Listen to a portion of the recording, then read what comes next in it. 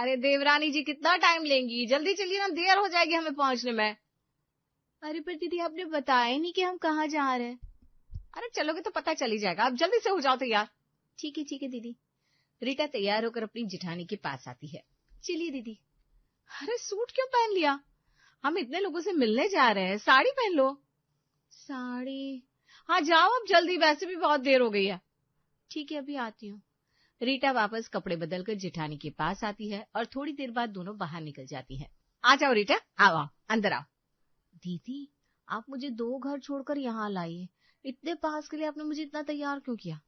अरे ऐसे क्यों बोल रही हो, मोहल्ले में उठोगी बैठोगे नहीं तो फिर कोई तुम्हें जाने का कैसे। अच्छा ठीक है दीदी। हाँ इनसे मिलो, Mrs Sharma, Mrs Gupta, Mrs Agarwal और ये पिंकी बुआ। हाँ तुम जानती हो इनको? मेरी शादी की वीडियो कैसेट में सबसे ज्यादा इनका ही तो चेहरा दिखा है। अरे क्या तुम भी बहू, वो तो मुझे फोटो का बड़ा शौक रहा है बचपन से ही, तो जहाँ भी कैमरा देखती हूँ मेरे अंदर कुछ कुछ जाग जाता है। हाँ जानवर। क्या कहा? अरे वो धमाकेदार तस्वीर है आपकी, आना कभी घर पर देखने। जरूर आऊंगी। और बताओ विनीता कैसी कट रही है देवरानी के साथ? देवरानी जी के साथ तो सब अच्छा ही है, ये ऑफिस चली जाती है और हम किचन में। फिर तेरी मदद कौन करता है? मम्मी जी है ना, लेकिन बेचारी कब तक ऐसे बुढ़ापे में ही लगी रहेगी, तो उन्हें कुछ करने नहीं देती मैं। तू तो बड़ी अच्छी है, वरना आजकल की बहुएं तो है ही ऐसी, सासों की सांस से ऊपर नीचे हो जाती है। अरे नहीं, हम तो अपनी मम्मी जी की खूब सेवा करते हैं, है ना देवरानी जी? रीटा, ओ रीटा। जी आपने कुछ कहा दीदी? सुनाई तो तब देगा जब इस डिब्बे से ध्यान हटाओगी। हाँ रीटा, हम किसी के घर बैठे हैं और तुम हो कि ध्यान ही नहीं दे रही हो। दीदी घर जल्दी चलिए, मेरी मीटिंग होने वाली है 10 मिनट में। अच्छा ठीक है चलते हैं। चलो पिंकी बुआ, फिर कभी आएंगे। हाँ नमस्ते। विनीता और रीटा अपने घर लौट आती है और घर आते ही विनीता अपनी देवरानी से कहती है, ये तुमने अच्छा नहीं किया। क्या हुआ दीदी?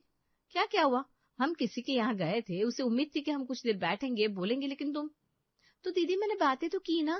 किससे? अपने फोन से। क्या बोल रही हो दीदी? सही तो बोल रही हूँ, तुम थोड़ी देर अपनी मीटिंग टाल नहीं सकती थी?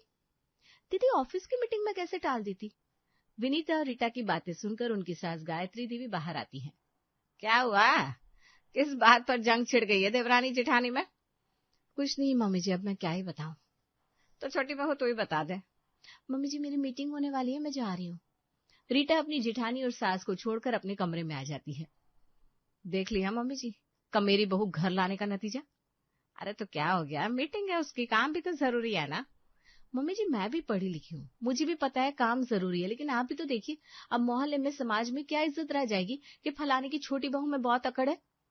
बात तो सही है, आज तक किसी ने हम पर उंगली नहीं उठाई है। तो मम्मी जी समय रहते लगाम कस लीजिए। अब तू जेठानी है, तू ही देख ले भाई। ठीक है जैसी आपकी मर्जी। विनीता अपने कामों में लग जाती है और 1 घंटे बाद रीटा मीटिंग निपटाकर बाहर आती है। दीदी बहुत भूख लग रही है, कुछ खाने को दीजिए ना। अभी तो कुछ बनानी है, आपको कुछ खाना है तो बना लो हल्का फुल्का। ठीक है दीदी। रीटा किचन में आती है, विनीता उससे कहती है, सुनो शाम को तैयार है ना, बाजार जाना है। बाजार क्यों, कुछ चाहिए क्या आपको? हाँ घर का कुछ सामान लाना है, और मेरी दूर की बुआ की बेटी की शादी है तो उसके लिए भी थोड़ी बहुत खरीदारी करनी है। ठीक है दीदी मैं रेडी हो जाऊंगी। शाम के वक्त रीटा अपने कमरे में बैठी हुई अपने पति से फोन पर बातें कर रही थी। दीदी कह रही है बाजार चलो, और 2 घंटे बाद मेरे अमेरिका वाले क्लाइंट का कॉल आने वाला है। अरे तो फिर मत जाओ। वो बुरा मान जाएंगी ना, वैसे भी सुबह से बुरा मान की बैठी है। अरे तो थोड़ा और सही, तुम्हें ठीक नहीं लग रहा है तो मत जाओ। नहीं जाना पड़ेगा। तो फिर तो ये मामला देवरानी जेठानी के बीच का है, मैं क्या ही कहूँ। ठीक है मैं चली जाऊंगी और जल्दी वापस आने को बोलूंगी उनको। थोड़ी देर बाद रीटा और विनीता बाजार आ जाते हैं। चलो पहले इधर लल्लू की कचौड़ी खाते हैं, फिर कुछ करेंगे। दीदी घर से खाना खाकर तो आए हैं, अभी पहले जरूरी सामान खरीद लेते हैं ना। अरे थोड़ी देर लगेगी बस। ठीक है तो पैक करवा लेते हैं, घर चलकर खा लेंगे। अभी आए हुए ढंग से 10 मिनट नहीं हुए और तुम्हें घर जाने की पड़ रही है। ठीक है दीदी खा लीजिए। ये हुई ना बात। विनीता लल्लू की दुकान पर खड़ी खड़ी कचौड़ी खाने लगती है और रीटा बार बार टाइम देखती है। अरे तुम फोन रख दो ना, क्या पल पल उसमें देखती रहती हो। ठीक है, रख दिया। चलिए अब खरीद लेते हैं जो लेने आए हैं। हाँ ठीक है, चलो। विनीता 1 घंटे तक रीटा को बाजार में यहाँ से वहां घुमाती रहती है, जिससे परेशान होकर रीटा कहती है, दीदी रुकिए ना। क्या हुआ? दीदी 1 घंटा हो गया, अभी तक कुछ लिया ही नहीं आपने तो। अरे लेना है ना, आगे की दुकानों से लेंगे। मैं फालतू में नहीं घूम रही हूँ, मैं बस देख रही हूँ यहाँ अच्छा मिलेगा या नहीं। ठीक है, लेकिन थोड़ा जल्दी कीजिए, मुझे घर जाना है। अब क्या हुआ, पेट में दर्द है क्या? नहीं तो फिर कोई और समस्या? दीदी मेरे ऑफिस का काफी काम बचा हुआ है, इसलिए मुझे जाना है। अच्छा तो ये बात है, शर्मा क्यों रही हो? सीधा सीधा बोल दो ना, मैं तुम्हारा टाइम वेस्ट कर रही हूँ। नहीं दीदी, वो बात नहीं है। चलो अब घर ही चलते हैं। पर सामान, शॉपिंग? नहीं, अब मेरा दिमाग खराब हो गया है, घर ही चलो। अब ले लीजिए, मैं इंतजार कर लेती हूँ। नहीं, अब तुम मुझ पर एहसान मत करो। ठीक है, चलिए। विनीता और रीटा घर लौट आती है और विनीता गुस्से में भिन भिनाते हुए अपने कमरे में चली जाती है।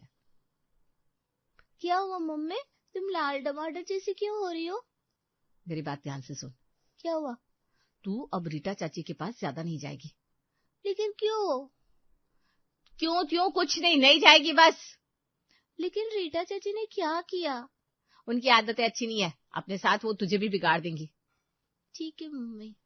विनीता अपनी बेटी पल्लक को रीटा के बारे में बोलती है और खुद किचन में चाय बनाने चली जाती है। देखो तो कैसे हंस हंस कर बातें कर रही है लैपटॉप में घुसकर। क्या हुआ, क्यों बड़बड़ा रही हो विनीता? मम्मी जी मुझे तो कुछ और ही चक्कर लगता है। कैसा चक्कर? मैं बाजार ले गई, इसका ध्यान ही नहीं था बाजार में, बस पूरा टाइम फोन पर ही टपर टपर उंगलियां चला रही थी। अरे तो आप क्या करें? क्या कर सकते हैं, आपकी छोटी बहू है, मेरे तो बच्चों से जितना दूर रहे उतना अच्छा है। ठीक है भाई। गायत्री विनीता की बातें सुनने के बाद कमरे में रीटा के पास आती है। बहू क्या कर रही है तू? कुछ नहीं मम्मी जी, वो बस मीटिंग की तैयारी। अच्छा, कल ऑफिस से जल्दी आ जाएगी क्या? कितना जल्दी आना है मम्मी जी? 2 बजे तक आ जाना। हाफ डे आना तो मुश्किल होगा मम्मी जी, लेकिन कोशिश करूंगी। ठीक है। अच्छा मम्मी जी, कहीं जाना है क्या? कल अग्रवाल जी के यहाँ जागरण है तो वहां जाना है। ठीक है, मैं बता दूंगी। शाम तक अर्जुन भी घर वापस आ जाता है और रीटा से पूछता है, तो कैसा रहा ससुराल में आज का दिन तुम्हारा?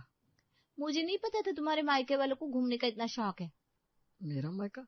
क्यों, ये आपका घर है तो ये मेरा ससुराल हुआ, तो आपका मायका ही तो हुआ। वाह मेरी होशियार आदमी। आदमी नहीं, औरत। अरे नहीं, तुम तो मेरी शेर हो। चलो ठीक है, अब सो जाओ, बहकी बातें मत करो। अगले दिन रीटा सुबह सुबह ऑफिस के लिए निकल रही थी, तभी पीछे से विनीता ने कहा, मम्मी जी आज मैं नहीं आ पाऊंगी जागरण में, मेरी तबीयत कुछ ठीक नहीं लग रही है। कोई बात नहीं, छोटी बहू लेकर आ जाएगी, हाफ डे ले आओगी ना बहू? जी मम्मी जी, चलती हूँ मैं। रीटा ऑफिस निकल जाती है और जाते ही अपने पति को फोन लगा देती है। अर्जुन। हाँ बोलो रीटा। मैं हाफ डे नहीं ले पाऊंगी, शादी की वजह से वैसे इतनी छुट्टियां की है मैंने। अरे लेकिन हाफ डे लेना क्यों है? वो मम्मी जी को जागरण में लेकर जाना है। अरे तो मैं चला जाऊंगा। ठीक है, तुम ही चले जाना और मम्मी जी को मेरी तरफ से सॉरी भी बोल देना। अरे तुम परेशान मत हो, मैं सब संभालूंगा। ओके बाय, बहुत काम है। रीटा ऑफिस के कामों में लग जाती है और दोपहर के वक्त उसकी जगह अर्जुन हाफ डे लेकर घर पहुंचता है। मम्मी अब तैयार नहीं हुई? अरे तू कैसे घर आ गया? साफ साफ तो दिख रहा है मम्मी जी कैसे आया होगा। मैंने रीटा को कहा था ना घर आने को, तू क्यों काम छोड़कर आ गया?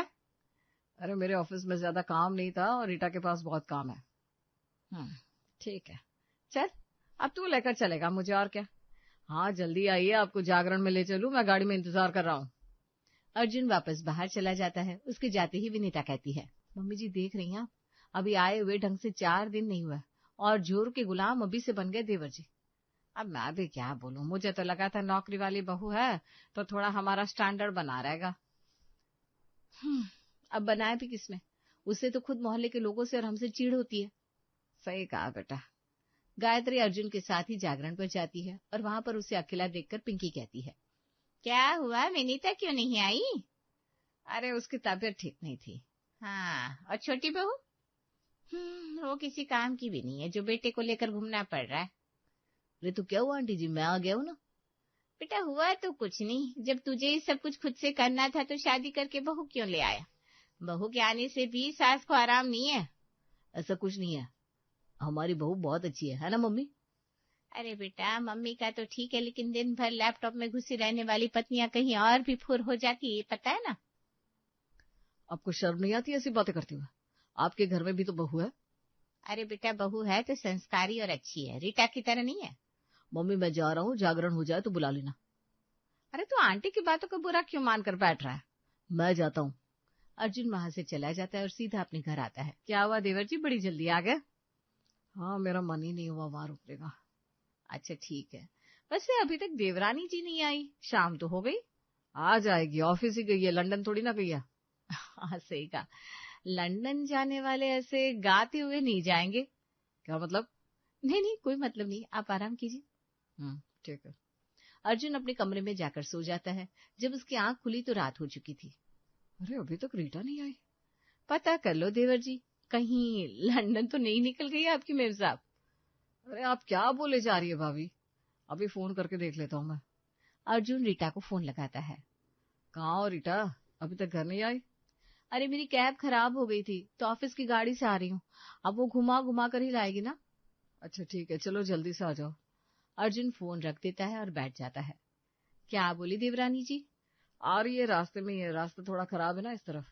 हाँ सही कहा, दोस्तों से बातें करने में थोड़ी ना पता लगेगा कि रास्ता कैसा है। भाभी आप क्या बोलती रहती है, मुझे कुछ समझ में नहीं आता। थोड़ी देर बाद रीटा भी घर लौट आती है। उसके आते ही गायत्री कहती है, बाबू जी मम्मी जी। तो नौकरी छोड़ दे। क्यों मम्मी जी? कोई सवाल नहीं, मैंने कहा छोड़ दे तो छोड़ दे। अरे पर नहीं, बहू नौकरी छोड़ देगी। मम्मी जी रिश्ते के टाइम पर ही बात हुई थी ना कि मैं जॉब करूंगी, मैं जॉब नहीं छोड़ सकती। इतना कहकर रीटा अपने कमरे में आ जाती है और अगली शाम को विनीता उससे कहती है, पिंकी बुआ बुला रही थी, चलो साथ में चलो, उनके घर चलते हैं। नहीं दीदी, मेरा मन नहीं है। अरे आ जाएंगे थोड़ी देर में। नहीं, थोड़ी देर में नहीं आ पाते, और थोड़ी देर में आना ही है तो जाने का क्या मतलब? तुम भी ना कैसी बातें करती हो, हम जाकर भी आ जाते इतने में तो। दीदी आप जाइए ना, मैं नहीं आने वाली, आप मम्मी जी को ले जाइए। ठीक है भाई, जैसे तुम्हारी मर्जी। विनीता अपनी सास को लेकर पिंकी बुआ के घर आ जाती है। मुझे तो लगा था जागरण वाले दिन के बाद से तुम मेरे लिए घर का दरवाजा खोलोगे ही नहीं। अरे अरे, क्या बात कर दी, क्यों नहीं खोलेंगे, तुम मेरी सहेलियां हो। हाँ तो अब अंदर तो आने दे। पिंकी बुआ सच बताऊं, मम्मी जी जितना खुश नजर आती है उतना ही अंदर से दुखी है। हाय हाय, किस बात का दुख है? अब देखिए आप मुझे, मैं एक ही हूँ, मैं तो छोटी बहू बनकर नहीं आ सकती थी, अब जो आ गई है उसने ही खून जला कर रखा है सबका।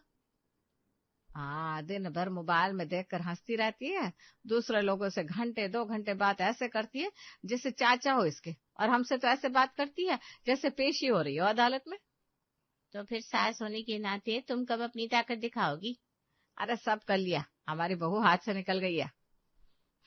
फिर तो कुछ नहीं हो सकता। रात के वक्त अर्जुन और रीटा अपने कमरे में बैठे हुए थे, तभी रीटा कहती है, पता नहीं मुझे ऐसे क्यों लगता है कि मम्मी जी और जेठानी जी खुश नहीं है मुझसे। नहीं नहीं, ऐसा कुछ भी नहीं है। तो फिर मुझे ऐसा क्यों लग रहा है? शुरू शुरू में तो तुम्हें ये भी लगता था कि मैं तुम्हारी टॉफी चोरी करके खा जाता हूँ, लेकिन वो तो बिट्टू करता था। समझ गई। चलो ठीक है, बहुत दिन हो गए पलक और बिट्टू के साथ वक्त नहीं बिताया, तो चलो फिर हम सब घूम कर आते हैं। अर्जुन कमरे के बाहर आता है, हॉल में बिट्टू और पलक को बुलाने लगता है। पलक, बिट्टू जल्दी बाहर आओ। क्या हुआ चाचू? देखो बेटा, तुम्हारी चाची और मैं, हम दोनों बाहर आइसक्रीम खाने जा रहे हैं, तुम दोनों भी चलो। ठीक है चाचू, हम लोग रेडी होकर आते हैं। पलक और बिट्टू अपने कमरे में जाते हैं, तभी विनीता उन्हें रोक लेती है। अरे कहाँ जा रहे हो कपड़े बदल कर? वो चाचा चाची के साथ घूमने। कहीं जाने की जरूरत नहीं है, यहीं रहो। अरे मम्मी पर। बोला ना बैठो यहाँ। पलक और बिट्टू चुपचाप बैठ जाते हैं। ये दोनों आए क्यों नहीं? पलक को समझ में नहीं आ रहा होगा कि क्या पहने। अरे तो तुम जाकर हेल्प कर दो ना। ठीक है, अभी आती हूँ। रीटा अपनी जेठानी के कमरे में आती है और पलक से कहती है, क्या हुआ, कपड़े समझ में नहीं आ रहे? आपको समझ में नहीं आया देवरानी जी? जब मैंने इसे भेजा ही नहीं तो आप इसे लेने क्यों आ गई? क्यों, क्या हुआ जेठानी जी? हमें नहीं भेजने अपने बच्चे आपके साथ, कहीं वो भी हाथ से ना निकल जाए। क्या मतलब, मैं समझी नहीं।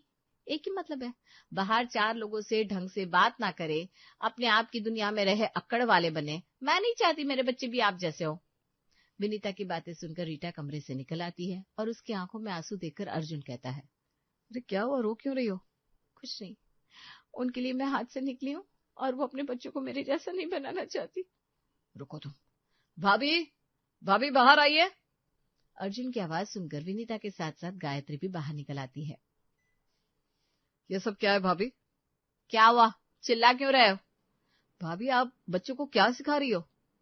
क्यों, कर दी शिकायत इसने? और तू इतनी जल्दी भड़कने भी लगा? वो अपने पति से नहीं कहेगी तो किससे कहेगी? तो ठीक है ना, मैं भी अपने बच्चों को सिखाऊंगी जो सिखाना होगा। भाभी आप मेरी रीटा के बारे में उल्टा सीधा नहीं सिखा सकती। मोहल्ले के लोगों तक ठीक था, लेकिन अब आप बच्चों के मन में भी। रीटा को अपने काम से काम रखने से मतलब है, तो थोड़ा सोच समझकर अपना टाइम यहाँ वहां लगाती। इसका मतलब ये तो नहीं कि वो बिगड़ी हुई है। अरे लेकिन देवर जी। लेकिन कुछ नहीं, अब आज के बाद रीटा के खिलाफ एक शब्द नहीं सुनूंगा मैं। अर्जुन की बात सुनकर विनीता चुप रह जाती है। पलक और बिट्टू रीटा के पास आ जाते हैं। चलो आइसक्रीम खाने चाची। बच्चों को देखकर रीटा मुस्कुरा देती है और चारों बाहर आइसक्रीम खाने निकल जाते हैं। अरे बाप रे, 10:15 बज गए और ये जेठानी जी अभी तक मंदिर से लौटी नहीं। आज तो शंकर बॉस साहब आने वाले हैं दोपहर में। हाँ बेटा, तुम्हारी जेठानी का मंदिर आजकल नए इलाके में शिफ्ट हो गया है लगता है। पहले 1 घंटे में लौट आती थी, अब आरती और प्रसाद में ही 3 घंटे लग जाते हैं। पता नहीं इतनी धार्मिक कब से हो गई, भगवान ही जाने। मुझे तो कभी कभी गोलमाल लगता है साहब। रिया टेबल पर बिखरे अखबार, बिस्किट के टुकड़े और चाय के खाली कप देखकर परेशान थी। सास सरला चुपचाप बैठ गई थी। प्रणाम सासू माँ, आज मंदिर में क्या जल्दी जल्दी आरती हो गई? मैंने तो सोचा था। अरे ये क्या, घर तो अभी तक सजा भी नहीं। रिया, तुम सुबह से क्या कर रही थी? मैं तो आपका वेट। अच्छा जी, तो मंदिर से इतनी जल्दी लौट आई? प्रसाद कहाँ है? कम से कम 2 लड्डू तो लाती। मनोरमा के हाथ खाली थे, पर उसके होठों पर लिपस्टिक का नया शेड चमक रहा था और एक नई सी खुशबू भी आ रही थी। प्रसाद? अरे वो तो पंडित जी ने कहा आज प्रसाद नहीं है, कल आना। और हाँ रिया, जल्दी से ये पुराने फूल हटाओ, मेरे देवर के बॉस आ रहे हैं। उन्हें लगेगा कि हम लोग यहाँ आर्कियोलॉजी वाला विभाग चला रहे हैं। हाँ, और आप छुट्टी विभाग चला रही हैं। ठीक है दीदी, लेकिन क्या आप इस सोफे के कवर बदलने में मेरी मदद कर देंगी? आप तो इंटीरियर डिजाइन में माहिर है ना? हाँ हाँ बिल्कुल, आज तो मंदिरों के इंटीरियर पर भी बहुत रिसर्च कर रही है हमारी बड़ी बहू। बैठो, अब तुम ही बताओ कि ये चटक लाल कवर ठीक रहेगा या फिर क्रीम कलर? अरे सब अच्छा है, मैं अभी आती हूँ जरा। सरला और रिया आगे कुछ बोल पाती उससे पहले ही मनोरमा भागती हुए अपने कमरे में चली गई और दरवाजा बंद कर लिया। इसके बाद उसने किसी को फोन लगाया जैसे कोई जासूस लगाता है। अरे सुमन। हाँ मैं पहुंच गई। हाय राम, क्या बताऊं, आज तो नई दुकान में ही मजा आ गया। क्या नई लिपस्टिक और वो परफ्यूम, पाउडर तो ऐसा लगा कि चेहरा ही नया हो गया। हाँ यार, मजा ही आ गया। कितने अलग अलग तरह के ब्रांड थे, आज तक हमारे शहर में ये वाली ब्रांड नहीं आई है। तुझे मालूम था? हाँ मुझे पता था, तभी तो मंदिर का बहाना बना के वहां पहुंची थी। मनोरमा मंदिर तो गई थी, लेकिन फटाफट वहां से निकलकर अपनी सहेली सुमन के साथ सीधे पहुंच गई नई खुली हुई कॉस्मेटिक की दुकान में। मैडम, ये लिपस्टिक फायर ऑन द सन है, लगाइए तो ऐसा लगेगा जैसे आपने सूरज को निगल लिया है। अच्छा, मैं तुम्हें बजरंगबली दिखाई दे रही हूँ जो सूरज को निगल जाऊंगी? मैं ठहरी एक महिला और वो बाल ब्रह्मचारी। अरे मैडम, आप कहाँ की बात कहाँ ले गई? मेरा वो मतलब नहीं था। तेरा जो भी मतलब था, मुझे कोई सटल कलर दिखा। मुझे तो परफ्यूम दिखा दो भैया, वो कौन सा होता है, गुच्ची फ्लोरा वाला? हाँ ये लो मैडम। वाह, ये वाला खुशबू तो ऐसा दे रहा है जैसे फूलों ने हमला कर दिया हो। आधा घंटा लिपस्टिक टेस्ट करने में, फिर आधा घंटा परफ्यूम सूंघने में, और फिर कम से कम 20 मिनट ये तय करने में बीत गया कि पाउडर का शेड नेचुरल ग्लो अच्छा रहेगा या पिंक पैराडाइज। मनोरमा ने इतने सैंपल ट्राई किए कि दुकानदार माथा पीटने लगा। मैडम, आपको क्या लेना है ये बताइए। अब तो तेरा चेहरा इतना चमक रहा है कि मंदिर में पुजारी तुझे देवी समझकर आरती शुरू कर देगा। शाबाश, यही तो चाहिए था। अरे मेरी बात सुनो मैडम, क्या लेना है जल्दी बताओ। कल बताऊंगी, अभी तो मैं मंदिर का बोलकर निकली थी तो कुछ लेकर जाऊंगी, तो मेरी सास बवाल कर देगी नहीं तो। मेरी भी। बाय। अरे ये क्या बात हुई? लेकिन दोनों दुकानदारों की बात सुने बिना हंसती हुई दुकान से निकल भागी। दोनों सहेलियों की हंसी अभी भी फोन के दोनों ओर से सुनाई दे रही थी। चल अच्छा है, फिर कहीं ऐसी ही जगह चलेंगे, बातें भी हो जाएंगी और दोबारा मुलाकात भी। जरूर जरूर। मनोरमा अपने कमरे से बाहर निकली तो दोपहर हो चुकी थी। तू जब गई थी तब इतनी गोरी तो नहीं लग रही थी। मंदिर से लौटकर ये नूर कहाँ से आ गया? हाँ सासू माँ, आज विशेष आरती थी, सौंदर्य की देवी की पूजा चल रही थी। ये नूर उन्हीं का आशीर्वाद है। आप गई होती तो आपका चेहरा भी सफेद हो गया होता। सरला चुप हो गई। रिया ने जल्दी से खाना परोसने की तैयारी शुरू कर दी। दीदी, मेहमान 1 घंटे में आ रहे हैं, तो मैं थोड़ा आराम कर लेती हूँ। मंदिर में खड़े खड़े पैर में दर्द होने लगा है। नहीं दीदी, अब तो कम से कम कुछ काम करवा लीजिए। आप बिना किए कैसे रह जाएंगी? अच्छा ठीक है, मीठे में कस्टर्ड सही रहेगा। मैं कस्टर्ड पाउडर लेकर आती हूँ। ठीक है। मनोरमा कस्टर्ड पाउडर लेने निकली और लौटी तो सूरज ढलने को आ चुका था। दोपहर का खाना बनाना, कमरे सजाना, फिर मेहमानों का स्वागत, सब कुछ रिया ने अकेले संभाला। जब तक वो लौटी मेहमान जा चुके थे और बर्तनों का ढेर लगा था। दीदी, कस्टर्ड पाउडर लाने में आपको 2 घंटे कैसे लग गए? अरे पूछो मत, दुकानदार से झगड़ा हो गया। वो 20 रुपए का दे रहा था, मैं कह रही थी 17 रुपए का आता है, वो माना ही नहीं। फिर मैं दूसरी दुकान पर गई, वहां पता चला कि कस्टर्ड पाउडर का दाम ही 20 रुपए हो गया है। पूछो मत, कितनी झड़प के बाद पता चला। सरला और रिया एक दूसरे को देखने लगी, हैरान थी कि ये सचमुच 2 घंटे इसी में गुजर गए। ये पड़ोसन भी पागल है, बातों में इतना समय लगा दिया, मैं तो कस्टर्ड लेना ही भूल गई। अगली सुबह मनोरमा झाड़ू लगा रही थी कि बाहर से आवाज आई, गोलगप्पे वाला आया, आज 10 के 6 दे रहा है। ये सुनकर मनोरमा को तो ऐसा लगा जैसे बिजली कौंध गई हो। उसने फौरन सरला से कहा, ये झाड़ू अच्छी नहीं चल रही सासू माँ, ब्रिसल्स ढीले पड़ गए हैं, मैं नहीं लेकर आती हूँ। सही तो है। लेकिन बिना कुछ सुने वो तेजी से बाहर निकल गई, जैसे कोई इमरजेंसी अनाउंसमेंट हुई हो। आधा घंटा गुजर गया, मनोरमा का कोई अता पता नहीं चला। सरला ने रिया से कहा, तुम्हें लगा दो बेटा, उसका तो पता नहीं कब लौटेगी। अभी कोई गेस्ट आ गए तो कितना बुरा लगेगा। अरे यार। रिया ने पूरे घर की सफाई की, कपड़े धोए और सब्जी काटनी शुरू की। इतने में मनोरमा लौटी, हाथ में एक चमकदार नई झाड़ू और चेहरे पर गोलगप्पे का हल्का हल्का पानी। लो, मिल गई ये झाड़ू, बहुत दूर से लेनी पड़ी। रिया ने गौर किया कि उसके होंठ थोड़े चटपटे मसाले और इमली की चटनी से चमक रहे थे और उसकी नाक के पास गोलगप्पे के पानी की एक बूंद सूखने का इंतजार कर रही थी। सासू माँ बोली, कहाँ से लाई बेटा, कोई नया मार्केट खुला है? हाँ, बहुत दूर है, वहां तक जाना पड़ा, यहाँ खत्म हो गई थी। मुझे तो ये सारे बहाने लगते हैं इनके, किसी दिन इनका भांडा फोड़ दूंगी। सुबह के 7 बज रहे थे। मनोरमा के मोबाइल पर नोटिफिकेशन आई, किचन अप्लायंस पर भारी छूट। अरे वाह, ये वाले स्टोर तो मुझे जाना ही था, लेकिन इतनी सुबह कैसे जाऊं, क्या बहाना बनाऊं? आइडिया। वो उठी, फटाफट तैयार हुई और कमरे से बाहर निकलकर ऐलान करने लगी, अरे आज तो मुझे बैंक जाना है, चेकबुक रेन्यू करानी है, काम बहुत जरूरी है। बैंक सुबह 10 बजे खुलता है बेटा, अभी तो 8 बजे हैं। अरे सासू माँ, आजकल बैंक में बहुत भीड़ लगती है, पहले पहुंचना पड़ता है वरना नंबर ही नहीं मिलता। और वो ऐसे निकली जैसे कोई देश की आजादी की लड़ाई लड़ने जा रही हो। रिया को शक हुआ, वो बोली, बस चेकबुक रेन्यू कराना इतना कौन सा इंपॉर्टेंट काम हो गया कि ये सुबह 8 बजे जा रही है? तू बाहर के काम नहीं करती ना, तुझे नहीं पता। मम्मी जी, आप कुछ ज्यादा ही सीधी बन रही हैं। टेढ़ी बन जाऊंगी तो तू कहेगी कि मेरी सास बहुत टेढ़ी है। अरे बन जाओ टेढ़ी, कम से कम उन्हें रोको तो सही। कहाँ जाती है, क्या करती है, मुझे तो सारी बातें झूठ लगती है।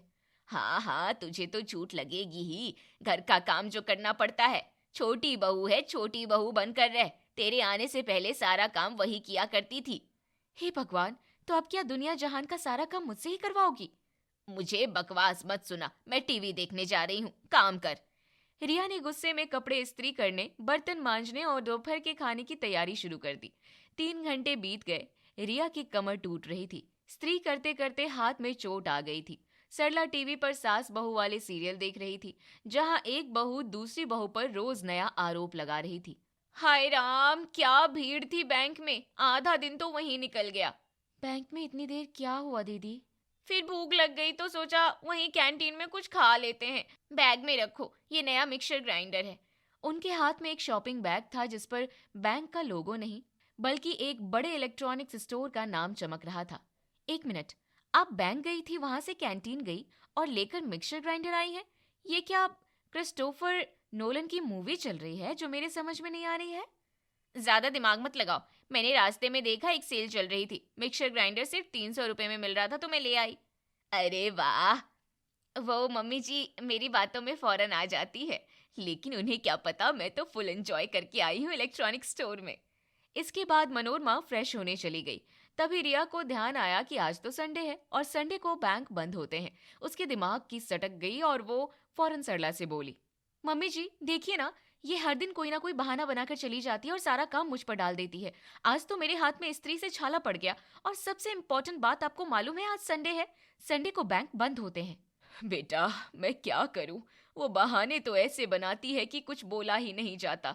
कल तो मुझसे कह रही थी कि पड़ोसन रीमा की बिल्ली को डॉक्टर के पास ले जाना है। मैंने कहा क्या बिल्ली को भी डॉक्टर के पास ले जाना पड़ता है?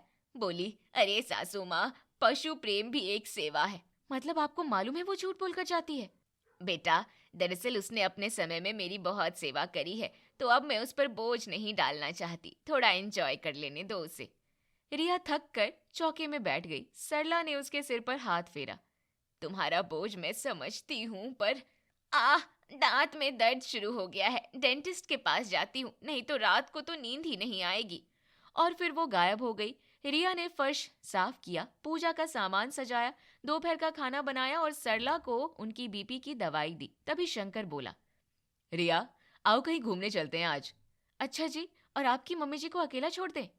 अकेला क्यों, भाभी होगी ना। आपकी भाभी जान चटोरी गली गई हुई है, सॉरी मेरा मतलब डेंटिस्ट के पास गई हुई है। अरे यार इनका तो रोज का रहता है, ये कभी घर में रहती भी है या नहीं, उन्हीं से पूछना। 2 घंटे बाद मनोरमा लौटी तो उसके चेहरे पर एक अजीब सा ग्लो था, जो किसी दांत की सफाई से नहीं बल्कि मिर्ची चाट और आइसक्रीम से पैदा हुआ लग रहा था। हो गई क्लीनिंग, डेंटिस्ट ने कहा दांत बिल्कुल स्वस्थ है। हाँ दिख रहा है जेठानी जी, अकेले अकेले चली जाती हो, कभी हमें भी साथ ले चलो। तू डॉक्टर के यहाँ क्या करती? रिया की नजर उसके पर्स पर पड़ी, जहां से फूड कोर्ट बिल 450 रुपए का एक टुकड़ा झांक रहा था। रिया बोली, वही जो आपने करवाया, दांतों की सफाई। भाभी कभी घर में भी टिक जाया करो, आज हमें जाना था, आपके चक्कर में हम नहीं जा सके। देवर जी इतना क्या हाइपर हो रहे हो, आपको तो बस घूमने जाना था, मैं डेंटिस्ट के पास से होकर आई हूँ। मेरी दांत में इतना दर्द हो रहा था कि जल बिन मछली की तरह तड़प रही थी मैं। शंकर भी बेचारा चुप हो गया, क्या ही बोलता। ऐसे ही संडे बीता और अगले दिन, अरे बाप रे, तुझे तो बुखार है रिया। मनोरमा आज तुम घर संभालो, रिया बीमार है। अरे बेचारी, कब से बुखार है, मैं दवाई लेकर आती हूँ। अरे पर आप लोग देख लेना, मैं आती हूँ फटाफट। और वो ऐसे निकली जैसे कोई फौजी अपनी ड्यूटी पर जा रहा हो। सरला ने खुद रसोई संभाली और रिया को भी। 3 घंटे बाद मनोरमा लौटी तो उसके हाथ में एक छोटी सी दवाई की पुड़िया थी और दूसरे हाथ में एक बड़ा सा कप। लो ये ले आई दवाई। ये कप कैसा है? हाँ वो डॉक्टर ने बोला है कि बुखार में ठंडी चीजें अच्छी रहती है, मैंने सोचा तुम्हारे लिए आइसक्रीम ले आती हूँ। ये कौन पागल डॉक्टर है जो ऐसी बातें कह रहा है? जेंजी डॉक्टर है। रिया ठीक हुई तो उसने एक योजना बनाई। एक दिन मनोरमा सहेली के चोट लगने का बहाना बनाकर निकल गई। रिया सीधी सरला के पास गई। माँ आज हम भी बाहर चलते हैं। घर पर काम, खाना, सफाई कौन करेगा? मेरी जेठानी आराम से घूम सकती है तो मैं क्यों नहीं, और आप क्यों नहीं? दोनों तुरंत तैयार होकर निकल पड़ी। उन्होंने एक छोटी सी चाय की दुकान पर बैठकर गर्मा गर्म समोसे खाए, चाय पी और इतनी हंसी कि दुकान वाला भी हंसने लगा। वाह बेटा, सालों बाद इतना आनंद आ गया। रिया आना ही चाहिए। Why should जेठानी have all the fun? जब मनोरमा घर लौटी तो घर अंधेरा था और सन्नाटा पसरा हुआ था। वो हैरान खड़ी थी कि रिया और सरला हंसते बतियाते अंदर आई। अरे आप लोग कहाँ गई थी? मैं तो घर आकर डर गई। हम बाहर थी। पर घर का काम, रात का खाना? अरे सासू माँ, उसके पैर में मोच आ गई थी, उसी की पट्टी करवाने गए थे। लेकिन पैर में तो कोई पट्टी नहीं है। वो जेंजी डॉक्टर है, पट्टी सिर्फ 5 मिनट बांधना था। मनोरमा चुप रह गई। सरला ने एक पैकेट आगे बढ़ाया। बैठो, हम तुम्हारे लिए समोसे लाए हैं। मनोरमा के चेहरे पर एक अजीब सी शर्म और हैरानी का मिला जुला भाव था। अगले कुछ दिन वो घर पर रही और रिया की मदद भी की, पर चौथे दिन सुबह ही सिर में दर्द शुरू हो गया है, केमिस्ट से दवाई लेने जाती हूँ वरना काम करते करते गिर पड़ूंगी। और फिर वो निकल गई। रिया और सरला ने एक दूसरे की ओर देखा। बेटा मुझे भी कुछ चक्कर आ रहा है, चलो आज हम भी दवाई लेने चलते हैं। चलो आज हम भी दवाई लेने चलते हैं। Why not? दोनों उसी केमिस्ट की दुकान की ओर चल पड़ी। रास्ते में उन्होंने तय किया कि अब खुलकर बात करनी है। केमिस्ट की दुकान पर पहुंचकर उन्होंने पूछा, भैया अभी अभी एक महिला सिरदर्द की दवाई लेने आई थी, छोटे कद की, उन्होंने कुछ कहा? अरे हाँ, उन्होंने डिस्प्रिन लिया और तुरंत चली गई। दोनों ने आसपास देखा, सामने ही एक नया मल्टीप्लेक्स चमक रहा था। दोनों अंदर गई। लॉबी में जाते ही उनकी नजर पॉपकॉर्न के काउंटर पर पड़ी। वहां मनोरमा बड़े डिब्बे में पॉपकॉर्न भरवा रही थी और टिकट की लाइन की ओर देख रही थी। वो रिया और सरला को देखकर जमीन में गड़सी गई। दवाई मिल गई जेठानी जी? सिरदर्द ठीक हो गया? अरे हाँ, ये यहाँ हाँ। वाह, ये नई दवाई तो बड़ी स्वादिष्ट लग रही है। हम भी फिल्म देखने आए हैं। तुम कौन सी फिल्म देख रही हो? हम भी वही देख लेते हैं, तुम्हारा साथ भी रहेगा। मनोरमा का चेहरा पॉपकॉर्न जितना पीला पड़ गया। उसके हाथ से डब्बा लगभग छूटने वाला था। घर चलो बेटा, और अब ये नौटंकियां करना बंद कर दो। चलो फटाफट, अब सीधे घर पर चलते हैं। ये सिरदर्द की दवाई का शो तो खत्म हुआ। लेकिन सासू माँ, टिकट का पैसा मैं दे दूंगी और ये पॉपकॉर्न घर पर बैठकर खाएंगे। मुझे दे दीजिए, मैंने बहुत समय से मल्टीप्लेक्स के पॉपकॉर्न नहीं खाए हैं। फिर तीनों वहां से चल दी। पूरे रास्ते मनोरमा शर्म से ऐसी देख रही थी जैसे कोई बच्चा चोरी करते पकड़ा गया हो। घर पहुंचकर सरला ने प्यार से समझाया, बेटा देखो, तुम्हें बाहर जाने, फिल्म देखने, शॉपिंग करने में कोई बुराई नहीं है, पर झूठे बहाने बनाना, दांत दर्द, बैंक, बिल्ली का डॉक्टर और सारा काम रिया पर डाल देना, ये तो बेईमानी हुई। मैंने माना तुमने पहले बहुत काम किया है, पर इसका मतलब ये थोड़ी है कि अब तुम बिल्कुल नहीं करोगी। सच कहूं दीदी, हम आपके साथ भी चल सकते थे। आप अकेले ही सारा मजा क्यों ले लेती हो? हम भी तो फिल्में देखना चाहते हैं। मनोरमा की आंखों में पानी आ गया। उसकी आवाज भर्रा गई। मुझे लगता था तुम लोग मेरे बहानों पर हंसोगी, कहोगी कि कितनी आलसी है। हम हंसे भी तो सच्चाई से हंसे। आपका गोलगप्पे वाली झाड़ू वाला बहाना तो ऑस्कर के लायक था। सॉरी। अगले दिन से मनोरमा घर में ही नजर आने लगी। आज मैं खाना बनाती हूँ, रिया तुम आराम करो। आज भाभी जी घर पर है? Wow, miracle miracle. सबको हैरानी हुई, लेकिन मुश्किल से 4 दिन गुजरे और फिर एक दिन। अरे नमक खत्म हो गया, मैं लेकर आती हूँ। नहीं दीदी, यहाँ तो पूरा पैकेट है। नहीं, ये एक्सपायर्ड है, मैं नया नमक लाऊंगी। मनोरमा नमक लेने गई और पूरे 3 घंटे बाद लौट कर आई। सरला, शंकर और रिया आराम से बैठे हुए थे।